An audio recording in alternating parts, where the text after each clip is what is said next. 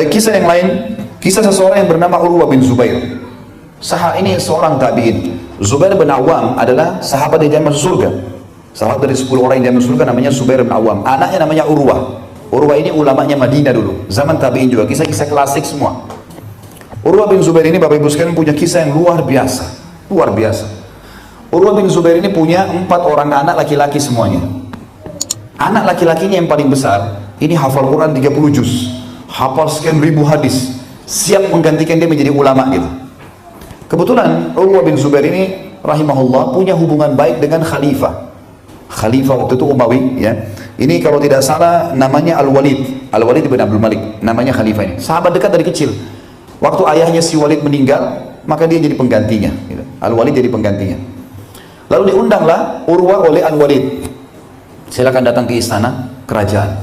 Datang Walid dengan anak laki-lakinya. Tiba di istana Bapak Ibu sekalian, begitu tiba di istana, Khalifah kemudian langsung kata anaknya, dia lihat anaknya Urwah berkata, anak laki-lakinya yang paling besar tadi yang hafal 30 juz Al-Quran dan seterusnya, lihat ada kuda-kuda kerajaan lagi digiring, dan kuda-kudanya bagus sekali, bulunya terawat, karena kuda kerajaan. Indah sekali kuda-kuda itu. Kata anaknya, ayah bisa nggak Anda masuk ketemu Khalifah, saya mau lihat kuda-kuda ini, menuju ke kandangnya. Kata Urwah, baiklah, pergilah ke sana. Waktu Urwah sudah ketemu dengan Al-Walid, Khalifah sudah pelukan, sudah salaman, teman lama nggak ketemu, kemudian ngobrol-ngobrol, tiba-tiba ada satu prajurit Pak kerajaan datang buru-buru memotong pembicaraan Khalifah dengan Urwah ini. Dan tradisi pada saat itu tidak boleh memotong pembicaraan Khalifah kalau tidak penting. Dia tiba-tiba datang, maaf Amir Mu'minin, ada sesuatu yang penting. Kata Al-Walid, kenapa? Ada pasukan kafir akan menyerang wilayah kita? Ada seseorang ya yang membuat kekacauan, keonaran? Dia bilang nggak ada. Lalu kenapa kau potong pembicaraan saya dengan tamu saya? Dia bilang, mohon maaf, anaknya Tuan Urwah baru saja meninggal dunia, ditendang oleh kuda kerajaan. Jadi ternyata anaknya Urwah, waktu kuda-kuda itu masuk kandang, dia ikut masuk kandang. Karena asyiknya, dia dekat dengan kuda dari belakang, kuda ini ngangkat kakinya, tendang dadanya, mati. Meninggal di tempat. Yang terjadi Bapak Ibu, ini anak sehat ya, nggak ada apa-apa. Hafal 30 juz Al-Quran, orang yang soleh, meninggal di tempat tiba-tiba. Bayangkan kalau anak kita terjadi begini. Waktu Khalifah dengar, depannya Urwah, dia kaget, ini tamunya kan, yang nendang kudanya dia. Maka kata Khalifah, Urwah, maksudnya gimana nih? Gitu. Urwah senyum. Urwah mengatakan, Inna lillahi wa inna ilaihi raji'un. Kami milik Allah, kami akan kembali kepada Allah. Saya bersyukur sama Allah karena dia mendahului saya ke surga. Tahu anaknya soleh nih, mati ke surga. Orang mukmin tahu, mati sebuah pintu seperti pintu ruangan ini, kita nggak bisa masuk kecuali melalui pintu. Kita akan menuju kepada kehidupan abadi. Jadi Bapak Ibu nggak usah takut mati. Kalau orang beriman tahu, mati itu sebuah pintu. Bahkan dia akan aman dari semua cobaan dunia kalau dia meninggal, menuju kehidupan abadi. Maka Urwah faham itu. Urwah masa kecil mengatakan, Inna lillahi wa inna ilaihi raji'un. Alhamdulillah yang telah membuat dia mendahului saya ke surga. Bawakan jenazahnya, diurus jenazahnya sama dia. Ini kisah yang diikutin, kisah yang luar biasa dalam orang yang punya cobaan seberat apapun. Dengar kisah ini. Jadi kecil cobaan kita nih. Ini masih panjang ceritanya. Kemudian kata Urwah urus jenazah anaknya, dimandiin segala. Begitu diturunkan, habis sholat diturunkan ke liang lahat. Di dalam kisah ini, Bapak Ibu sekalian, saya tidak tahu bahasa Indonesianya apa ya. Tapi ada penyakit namanya gargarina bahasa Arab. Gargarina ini ada sesuatu di tanah, jenis tanah tertentu, seperti tanah becek gitu, kalau lagi diinjak itu bisa mendatangkan virus. Itu dijelaskan dalam kisah ini. Dan zaman dulu tidak ada cara mematikan virus itu, bakteri itu, kecuali dengan amputasi. Harus potong kaki. Urwah rahimahullah menurunkan jenazah anaknya. Begitu dia keluar dari kuburan, kakinya kena gargarina itu. Kakinya Urwah. Kaki kanannya tiba-tiba berubah menjadi warna hitam dan membonyok, mulai rusak. Seketika pada saat itu. Lalu kemudian dilaporlah, tidak bisa jalan, kaki kanannya dipikul. Lalu dilaporkan pada Khalifah, wahai Amir Mu'minin, tamu anda Urwah ini kakinya rusak, sakit. Panggil tabib. Tabib yang terbaik kata mengatakan, maaf Amir Mu'minin, ini gargarina. Ini penyakit yang bakteri yang menyebar ke seluruh tubuh. Apa solusinya? Harus amputasi, potong. Kalau enggak ke seluruh tubuh ini. Hari Amir Mu'minin bingung, gimana caranya ngomong sama Urwah nih? Baru anaknya mati, sekarang kakinya harus dipotong.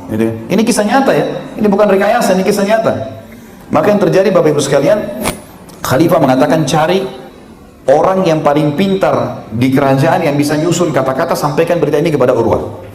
Datang satu orang yang memang ahli dalam berbicara, lalu dia mengatakan, wahai Urwa, bersabarlah dengan cobaan anak anda dan seterusnya, dipuji-puji dulu. Kemudian dia mengatakan, dan mohon maaf, setelah tabib kerajaan memeriksa ternyata kaki anda kena gargarina dan solusinya harus amputasi, potong, nggak bisa enggak. Kaget nih orang, waktu Urwa itu senyum. Urwa jawab musibah dengan senyum, nggak ada tangisan, nggak ada keluhan, dengan senyum. Lalu dia mengatakan, potong saja, udah selesai, takdirnya Allah. Inna lillahi wa inna ilaihi rajiun. Kami milik Allah, kami akan kembali kepada Allah. Maka waktu didengar Urwa izinkan potong kaki, Amir Mu'minin bilang, panggil tabib yang terbaik. Datanglah tabibnya. Kemudian waktu itu Bapak Ibu sekalian dibawa ke ruangan operasi itu, di ruangan yang terbaik di istana pada saat itu, satu kendi khamr, minuman keras. Zaman dulu nggak ada obat bius, gitu kan?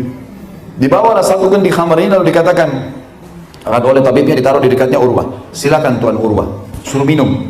Kata Urwa, untuk apa kau suruh saya minum khamr? Dia bilang, wahai Tuan Urwa, saya ini, lihat pisau, ada pisaunya. Lihat ini akan saya potong ke kulit anda, ke tulang anda. Sakit ini, harus minum khamr. Dalam keadaan mabuk saya potong, tidak terasa. Kata Urwa apa? Lihat orang beriman sama Allah. Demi Allah, saya tidak pernah meminumnya selama saya hidup, selama saya sehat, maka saya tidak akan minum dalam kondisi saya sakit. Mustahil, Allah haramkan, tidak akan mau saya minum. Kata tabibnya, tidak ada jalan lain. Lapor ke Amir Mu'minin, wahai Amir Mu'minin, raja, bagaimana? Tuan Urwa nggak mau minum khamr, tidak ada secara lain kami.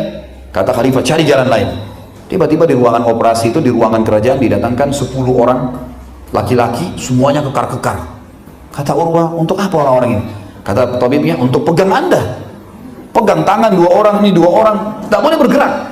Ini salah potong, kena semua nih, masalah. Anda tamunya khalifah, harus benar-benar bagus. Kata Urwa, saya nggak butuh mereka, keluarin aja. Tabibnya bingung, apa jalan keluarnya nih? Tanya lagi Amir Mu'minin khalifah, khalifah bilang, tanya dia sendiri, bagaimana solusinya kepada Urwa. Waktu Urwa ditanya, Urwa bilang apa Bapak Ibu sekalian? Perhatikan jawabannya, mungkin sering kita anggap remeh masalah ini. Dan ini ternyata menjadi penyebab Urwa bisa dipotong kakinya tanpa khamar, tanpa dipegang, tanpa semua. Dia bilang, saya akan, Urwa waktu ditanya, bagaimana pada kata Urwa, saya akan berzikir kepada Allah. Kalau wajah saya sudah memerah karena saya berzikir, potong kaki saya. Karena seringnya berzikir, tapi zikir yang benar nih. Subhanallah, walhamdulillah, dengan tenang. Kita banyak zikir seperti orang kubur-kubur, subhanallah, alhamdulillah, alhamdulillah. Nggak ada maknanya. Orang berzikir dengan betul-betul makna, dia renungin. Maka tabib bilang, baiklah. Kata tabibnya apa? Saya belum pernah menemukan pasien seperti ini. Gimana caranya mau dipotong kakinya hanya dengan zikir? Tapi lihat apa yang terjadi Bapak Ibu sekalian. Kata tabibnya, baiklah. Dia pegang pisau, ada dua pendampingnya siap. Maka yang terjadi Bapak Ibu sekalian, Urwa pun mulai, subhanallah, walhamdulillah, wala ilaha illallah, wallahu akbar. Tenang, dengan tutup mata, subhanallah, walhamdulillah, wala ilaha illallah, allahu akbar. Kata tabibnya, saya belum pernah melihat orang zikir seperti itu, seperti orang menikmati makanan enak. Zikirnya luar biasa, tenang sekali. Dia bilang tiba-tiba wajahnya memerah. Maka saya ingat tadi perkataan Urwa, suruh potong kaki, dan saya potong kakinya sementara dia berzikir. Demi Allah, kata tabibnya, sedikit pun tidak bergerak. Dipotong kakinya. Sampai selesai potong dia masih berzikir, subhanallah, alhamdulillah, wala ilaha illallah, allahu akbar. Begitu. Selesai itu Bapak Ibu sekalian, kata tabibnya, saya lalu memegang pundaknya. Tuan Urwa, kaki anda sudah dipotong. Dia nggak sadar sudah dipotong, hanya dengan zikrullah. Bayangkan dalamnya itu kepada Allah SWT, penting sekali. Dan ini orang yang luar biasa hubungannya dengan Allah ini. Yang terjadi, kata Urwa, alhamdulillah, kakinya berdarah ini. Apa kata tabibnya? Tapi belum selesai Tuan Urwa, darah anda sekarang sedang ngucur. Kalau zaman sekarang kan ada cara banyak untuk menyelesaikan berhentikan darah, tapi zaman dulu tidak ada cara lain. Satu cara saja, harus kakinya dicelup di minyak panas. Ini kisah nyata ini. Celup di minyak panas. Nanti minyak panas itu membakar urat-uratnya, jadi berhenti sendiri. Nggak ada cara lain zaman dulu nih. Kata tabibnya apa? Tapi masih darah anda ngucur. Tidak ada cara lain memberhentikan kecuali celup di minyak panas. Apa kata Urwah? Dengan senyum, kakinya lagi berdarah. Lakukanlah. Inna lillahi wa inna ilaihi rajiun. Kami milik Allah, kami akan kembali kepada Allah.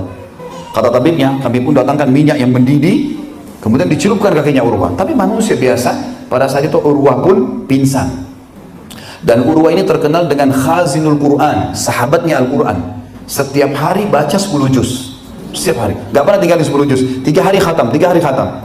Satu-satunya hari yang dia tidak sempat baca seumur hidupnya baru pada saat itu tadi. Karena dia pada saat itu pingsan. Dia terbangun berapa jam kemudian. Waktu dia bangun, kakinya sudah dibalut segala, gitu kan. Lalu dia bilang sama orang sekitarnya, mana potongan kaki saya? Dia minta kakinya dipotong. Orang bingung semua, kenapa kok diminta kakinya? Ini kisahnya direnungi Bapak Ibu sekalian, jangan masuk telinga kanan keluar telinga kiri. Ini kisah yang kita bisa ambil ibrah, ilmu yang paling baik, pengalaman baik-baik dari orang yang sudah meninggal. Jangan orang yang masih hidup. Ini orang sudah meninggal, ada orang soleh sebelum kita. Yang terjadi dia bilang, berikan kaki saya, dikasih kakinya. Orang semua bingung kenapa dia minta kaki. Setelah dia pegang Bapak Ibu sekalian, dia bilang apa? Alhamdulillah yang telah mengamanahkan kamu di tubuhku selama 40 tahun belum pernah aku pakai kau kemaksiatan satu kali pun. Kakinya nggak pernah ke tempat dosa satu kali pun. 40 tahun dia bilang. Maka orang-orang jadi paham. Udah selesai. Dia kemudian mau pulang ke Madinah. Khalifah waktu itu bingung, gimana caranya menghibur nih? Urwah ini harus dihibur, tamunya gitu kan. Terjadi sesuatu di istana pada saat itu, subhanallah, ada orang-orang Arab Badui datang. Dan ini pelajaran juga Bapak Ibu sekalian, kalau kita sedang ditimpa musibah, supaya kita bisa terima, lihat orang yang lebih berat daripada kita. Misal gini, kita bangun tidur flu, baik, jangan langsung mengeluh, karena ada orang di sana yang flu dan demam. Kita flu dengan demam, ada orang flu demam rematik. Kita flu demam, ada orang stroke. Kita stroke, ada orang yang sudah meninggal dunia. Ada orang yang lebih berat. Jadi kita bisa menerima, jangan lihat orang yang sehat. Tidak akan menerima takdirnya Allah. Padahal cobaan itu penting ya. Dan ingat, cobaan bagi orang beriman untuk meninggikan derajatnya di surga. Kata para ulama, di surga itu ada derajat Bapak Ibu sekalian, harus kita ibadah 100 tahun. 100 tahun salat malam, 100 tahun bakti sama orang tua, 100 tahun sedekah, 100 tahun kita puasa sunnah. Tapi umur kita cuma 60-70 tahun. Allah mau kita sampai ke derajat itu, bagaimana caranya? Allah uji dengan 10 tahun penyakit. Allah uji dengan lahir anaknya meninggal. Allah uji, ujian itu kalau kita sabari, nanti sampai ke derajat itu. Makanya harus disabarin. Jaga lisan kita, jangan mengeluh, nggak ada gunanya. Kita mengeluh, tidak mengeluh, tetap akan terjadi. Sudah terjadi. Terima takdirnya Allah dan bersabar. Sabar artinya terima takdir Allah lalu ikhtiar. Bukan kalau saudara duduk manis. Ya. Jadi kalau kita bangun tidur sakit, flu, alhamdulillah, Allah sedang membersihkan dosa saya akan diangkat derajatnya. Lalu ikhtiar, minum obat, ke dokter, itu boleh. Itu sabar namanya. Bukan sabar dulu diranjang, enggak, kalau Allah mau sembuhin, kalau enggak. Ini seliru. Harus kita pahami ini. Baik, kembali ke kisah tadi. Ada satu suku Arab datang. Lalu di depan suku ini mau menyampaikan hajat kepada khalifah. Di depan suku ini ada satu orang matanya buta. Dipikul oleh orang-orang sukunya gitu. Duduk depan khalifah. Khalifah lalu bertanya, kalian dari mana nih? Siapa ini yang buta nih? Kata mereka, kami dari suku fulan. Dan yang buta yang ngomong, saya kepala sukunya wahai Amirul Mukminin. Kata khalifah, bagaimana ceritanya kepala suku tapi buta matanya? Biasanya kepala suku itu orang-orang yang sehat gitu. Dia bilang, wahai Amirul Mukminin, saya ini dulu sebelum buta orang yang paling sempurna. Mata saya terang, ya, fisik saya kuat. Kemudian saya orang kaya raya, saya kepala suku dan saya punya keturunan banyak. Saya orang paling kaya di suku saya. Kalau Anda mau dengar kisahnya bagaimana saya buta, maka Anda akan kagum kepada Allah. Begitu bahasanya. Kebetulan Amirul Mukminin ini memang lagi mencari apa? Orang yang lebih berat dari Urwah, supaya diceritain ke Urwah kan gitu. Yang terjadi Bapak Ibu sekalian, kata Khalifah Amirul Mukminin, silakan ceritakan, saya mau dengar ceritanya. Dia bilang begini Amirul Mukminin, satu hari pernah saya keluar dengan keluarga saya dan harta saya semuanya. Zaman sekarang orang bisa transfer uangnya. Zaman dulu orang bawa di unta semuanya. Hartanya dibawa, istrinya, anaknya semua dibawa, dia bilang. Waktu kami berada di sebuah lembah, malam hari lagi tidur, entah dari mana, hujan lebat, banjir besar di lembah itu, semua kemah kami terbongkar, anak istri saya tenggelam semuanya. Semua harta saya juga tenggelam. Saya sempat selamat karena saya bergantung pada ranting pohon. Ini banjir besar, tiba-tiba hujan deras, banjir, dan memang di padang pasir begitu ya. Ada kalau ada lembah-lembah tertentu biasa dipakai tidur bagi musafir, dan kalau ada hujan memang air hujan lewat situ. Dan itu airnya pergi membawa dan sudah, nanti kemana Allah yang atur gitu. Yang jelas mati semuanya, dia bilang. Waktu air sudah reda, beberapa saat kemudian saya lihat di sebelah saya ada pohon sebelah, ada unta saya masih terikat, dan ada bayi saya yang paling kecil tergantung di pohon sebelah. Dia bilang saya pun turun, saya selamatkan bayi saya turunkan. Saya bersyukur sama Allah masih ada keluarga saya yang selamat. Lalu kemudian bayi saya taruh di tanah untuk mengambil unta supaya saya bisa pulang, gitu kan. Begitu saya menuju ke unta, saya dengar tangisan bayi saya. Waktu saya balik ke sana, kepala bayi saya sudah di mulut serigala. Kisah nyata semuanya. Di mulut serigala. Saya mau kejar udah nggak bisa, sudah dibawa lari, sudah dimakan sama serigala. Lalu dia bilang, saya ingin selamatkan diri saya sendiri. Saya pun akhirnya mendekati unta itu. Dia bilang, unta ini unta yang keras gitu. Begitu saya mau dekatin, dia ngangkat kakinya, dia menendang mata saya. Maka butalah mata saya. Maka yang terjadi Amirul Mukminin, dalam satu malam saya kehilangan seluruh keluarga saya, seluruh harta saya, dan mata saya. Ini berat sekali ya. Maka kata Amirul Mukminin, alhamdulillah yang mengutus kau kepada saya. Suruh bawa orang ini, ceritain kepada Urwah. Kalau ternyata ada orang yang lebih berat daripada dia. Datanglah orang-orang, akhirnya membawa orang ini lalu cerita. Urwah bersyukur kepada Allah, dia tetap tidak ada masalah. Orang ini cerita, tidak cerita juga tidak ada masalah buat dia. Penutup ceritanya Bapak Ibu sekalian, dia pulang ke Madinah. Waktu pulang ke Madinah, dia ulamanya Madinah. Orang-orang Madinah menjemputnya dengan sukacita dan seterusnya gitu.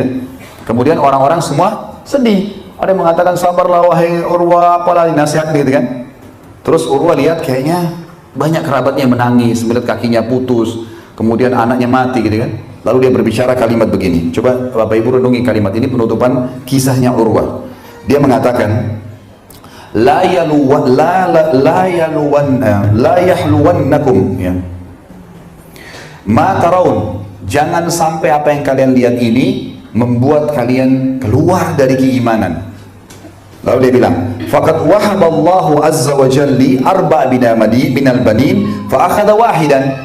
Sesungguhnya Allah Zat Pemurah dan Maha Tinggi telah mengaruniakan kepada saya 4 anak laki-laki, dan dia mengambil satu saja, satu mati. Wa abqali thalathan falahul hamd, dan dia meninggalkan buat saya masih ada 3. Maka segala puji bagi Allah. Anaknya mati ini dia bersyukur sama Allah. Artinya masih ada lebih banyak, Allah tinggalin 3, yang 1 mati. Lihat bagaimana orang beriman menilai hubungannya dengan Allah. Lalu dia bilang, wa a'tani arba'a minal atraf, dan Allah memberikan kepada saya 4 tangan, 2 tangan dengan 2 kaki. Fa akhadha minhu wahidan, lalu dia mengambil 1, kaki saya dipotong 1. Wa abqali thalathan falahul hamd, dan dia meninggalkan buat saya masih ada 3 yang lainnya, 2 tangan dengan kaki kiri. Maka segala puji baginya. Bayangkan ini, lagi cobaan berat bisa bersyukur gitu kan. Luar biasa. Kemudian dia mengatakan, fa wallahi law akhadallahu minni qalilan faqad abqali katsira. Demi Allah, kalau seandainya Allah telah mengambil dari saya sesuatu yang sedikit, dia telah meninggalkan hal yang banyak. Fa in ibtalani marra falaqad talama afani marrat. Kalau dia telah menguji saya dengan 1 kali ini, maka berapa banyak waktu-waktu dari umur saya yang sudah dia selamatkan saya dari cobaan. Jadi dia diam. Kemudian dia mengatakan di dalam statement nasihatin orang-orang, terutama di situ ada anaknya 3, kemudian ada kerabat-kerabatnya kumpul, dan rata-rata memang yang datang banyak murid-murid yang lebih muda dari dia. Dia mengatakan, ya baniya, wahai anak-anakku semua. Dia nasihatin orang yang hadir, ta'allamul ilm, belajarlah ilmu agama. Dalamin itu Al-Quran dan Sunnah Nabi SAW. Dalami waktu haqqah, dan lowongkan waktu untuk itu. Jangan sampai tidak ada, supaya kalian faham hukum halal haramnya Allah, tertanam keimanan dalam hati. Innakum in takunu sighara qaumin, kalau hari ini kalian masih belum dikenal, fa'asallahu an yaj'alakum bil ilmi kubara al kaum, maka pastikan satu waktu dengan ilmu agama ini Allah akan tinggikan kalian menjadi tokoh-tokoh masyarakat. Wa sawata, sungguh menyedihkan sekali, hal fid dunia akbahu min syaikhun jahil. Apakah ada sesuatu yang lebih buruk, apakah ada sosok yang lebih buruk dari seseorang yang sudah tua, kakek-kakek dan nenek-nenek, lalu kemudian dia jahil dengan ilmu agamanya? Mana dari masa mudanya, kenapa nggak belajar? Sudah tua lalu tidak tahu halal haramnya Allah. Ini memalukan dengan Allah gitu, menurut bahasa Urwah. Kemudian dia mengatakan, iyyakum antara sadaqatun annaha sadaqah bali i'tabaruha hadiyah tahdi lillahi azza wajalla. Jangan sampai kalian, seseorang di antara kalian menganggap sedekah yang dikeluarkan di jalan Allah itu sebuah sedekah, sesuatu yang terhina. Tapi anggaplah itu adalah sebuah hadiah yang kalian berikan kepada Sang Pencipta Allah. Kata dia, wala yahdiyanna ahadukum lillahi ma yastahi an yahdiya li azizil qaum. Janganlah seseorang memberikan di jalan Allah sesuatu yang dia malu kalau dia kasih kepada pemimpin kaum. Fa inna Allah azza wa jal a'azzu wal akramul kurama. Sesungguhnya Allah itu adalah zat yang maha mulia dan maha tinggi, dan dia adalah zat yang paling pantas untuk dihormati. Lalu dia mengatakan, wa innaka innama taqdimu ala Allahi yaumal, maaf, ini perkataan lain. Ini perkataan Urwah sampai di sini ya. Lanjutannya, wa haqqa an takhtaru li hadiyatikum, dan Allah paling pantas, zat yang paling pantas untuk kalian pilih hadiah untuknya.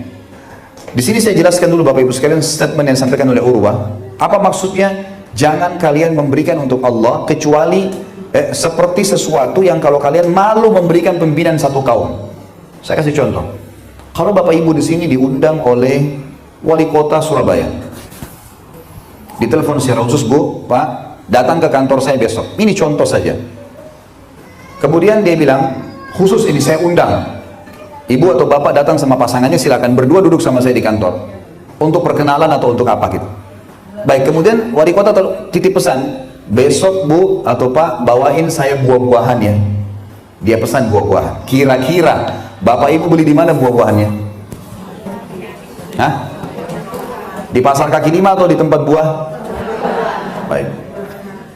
Kemudian kalau kita temukan ada jeruk 100.000 per kilo dengan ada 50.000 per kilo, beda kualitasnya, mana Bapak Ibu beli? 100.000. Jujur semua ini ya. Ada nanti poin terakhir yang saya mau tekankan nih. Setelah itu, mungkin Bapak Ibu pesan sama masnya, Mas jangan sampai ada yang rusak ya, karena wali kota yang pesan. Baik. Setelah itu ditaruh di kresek atau di keranjang? Keranjang, pakai pita, pakai nama. Kenapa? Wali kota. Jawab jujur sekarang. Kalau ibunya ibu atau bapaknya ibu yang pesan, beli di mana? Hah? Baik, kalau ada kadang-kadang mungkin di kaki lima, kita beli di kaki lima. Setelah itu ada masnya bilang, maaf tidak sampai sekilo ada yang rusak. Gak apa-apa, masukin aja. Biasa ada orang bawain orang tuanya, di dalamnya ada yang rusak. Oke lah, alhamdulillah kalau ada yang enggak.